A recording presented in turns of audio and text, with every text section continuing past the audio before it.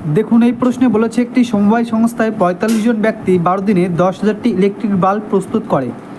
সংস্থাটি ৯ দিনে ১০,০০০টি বাল্ব তৈরির বরাত পায়। নির্দিষ্ট সময়ে কাজটি সম্পন্ন করতে আরও কতজন অতিরিক্ত লোক লাগবে? তো এখানে জানতে চেয়েছে অতিরিক্ত কত লোক লাগবে, তাই তো? তো অতিরিক্ত লোক লাগতে গেলে আমাদের একটা জিনিস এখানে খেয়াল করুন যে প্রথমে ১০,০০০টি বাল্ব তৈরি করছিল, এখনও ১০,০০০টি বাল্বই তৈরি করতে হবে, অর্থাৎ কাজ কনস্ট্যান্ট, কাজের কোনো চেঞ্জ নেই। আগেও যে কাজ করতে হচ্ছিলো এখনও সেই কাজ করতে হচ্ছে। তো প্রথমে আমরা কীভাবে এটা এক্সপেক্ট ছাড়া করব, কীভাবে করব সব থেকে সহজে দেখুন। ৪৫ জন কাজ করছিল কদিনে? ১২ দিনে। তাহলে টোটাল কাজ হচ্ছিল কত? ৪৫ গুণ ১২টি। এবারে এই কাজটা ৯ দিনে করতে হবে, মানে কি ৯ দ্বারা ভাগ দিয়ে দিতে হবে, তাহলে ৯ দিনে বেরিয়ে যাবে। তাহলে ক্যালকুলেশন করলে কী হয়?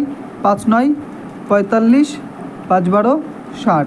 অর্থাৎ যেই কাজটা ১২ দিনে হচ্ছিল ৯ দিনে করতে গেলে সেই কাজটায় কতজন লোক লাগবে? ৬০ জন।